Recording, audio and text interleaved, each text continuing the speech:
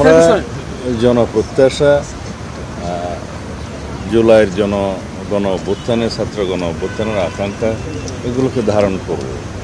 যেমন কিছু অধ্যাদেশ আছে, এখানে জুলাই যোদ্ধাদের তাদেরকে সেই নামে অভিহিত করা হয়েছে। গণ অভ্যুত্থানে যারা নেতৃত্ব দিয়েছে, অংশগ্রহণ করেছে, সেই বিষয়ে ইনডেমনিটি দেওয়ার একটা বিষয় অধ্যাদেশ আছে, যেমন এইগুলোকে আমরা গ্রহণ করব।